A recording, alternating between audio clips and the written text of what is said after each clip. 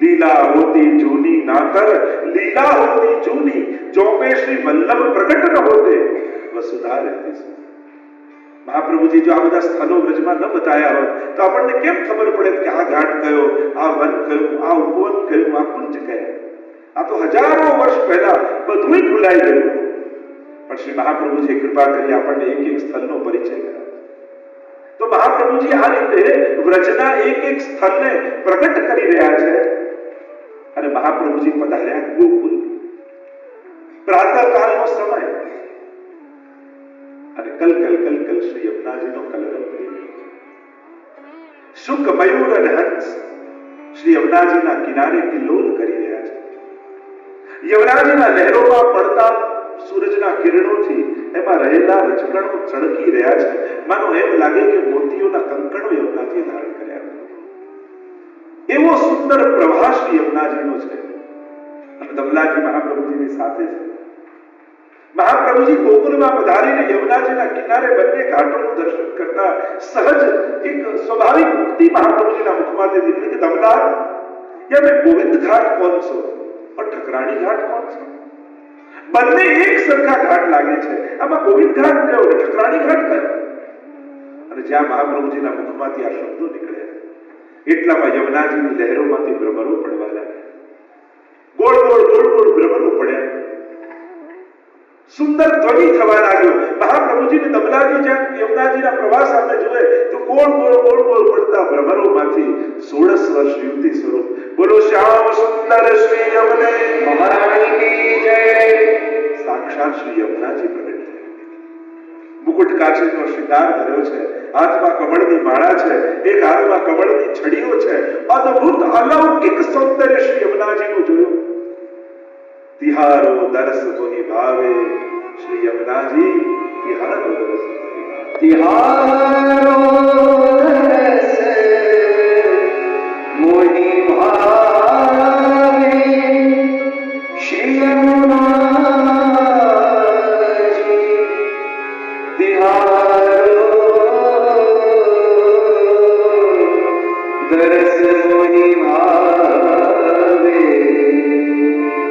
આજે પણ તમે ગોકુલમાં પ્રાતઃકાલ 5-6 વાગે યમુનાજીના તટ પર જઈને બેસો, તમને એવું સુંદર વાતાવરણ લાગે. તિહારો દરસ મોહી ભાવે શ્રી યમુનાજી તિહારો દરસ. શ્રી ગોકુલ કે નિકટ વહતે હો લહર की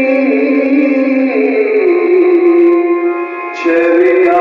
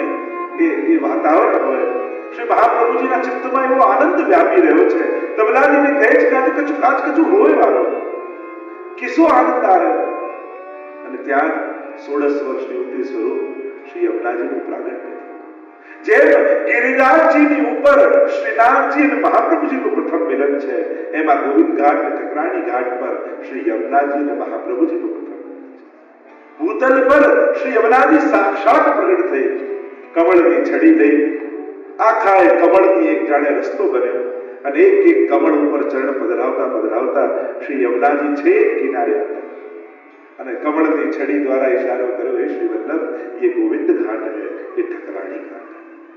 અને જ્યાં આવા સુંદર અલૌકિક સ્વરૂપ શ્રી યમુનાજીના સાક્ષાત દર્શન શ્રી મહાપ્રભુજીને થયા અને એ જ સમયે એ યમુનાજી રસ સ્વરૂપે હૃદયમાં પ્રગટ થયા। જેમ ભાગવતજી એ શ્રીનાથજીનું વાંગમય સ્વરૂપ છે, એમ યમુનાષ્ટક એ યમુનાજીનું વાંગમય સ્વરૂપ છે। સાક્ષાત યમુનાજી જે રસ સ્વરૂપા છે એનું શબ્દમય સ્વરૂપ એ યમુનાષ્ટક છે। યમુનાષ્ટક એ કેવલ મહાપ્રભુજીની રચના નથી, મહાપ્રભુજીના હૃદયમાંથી યમુનાષ્ટકનું પ્રાગટ્ય છે। કારણ કે એ જ યમુનાજી જ્યારે આનંદ રૂપે, ભાવ રૂપે, રસ રૂપે મહાપ્રભુજીના હૃદયમાં પ્રગટ થયા, તે વાણી દ્વારા નિશ્ચિત થયા અને મહાપ્રભુજીના મુખમાંથી શબ્દો સર્યા, નમામિ યમુના સકલ સિદ્ધિ હે મુરા મુરારી પદ પંકજ સુરદ વંદને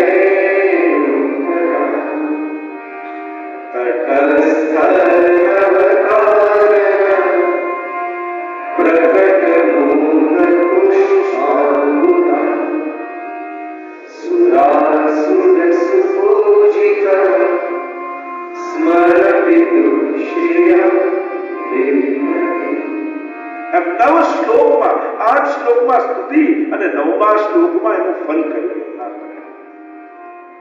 એનું સાદું ભાષાંતર આપણે ગાતા હોઈએ છીએ, શ્રી કૃષ્ણ ચરણારવિંદે રજત કિશોરીરયા સિદ્ધિ અલૌકિક આપયા વંદુ શ્રી યમુનાજી સુપુષ્પની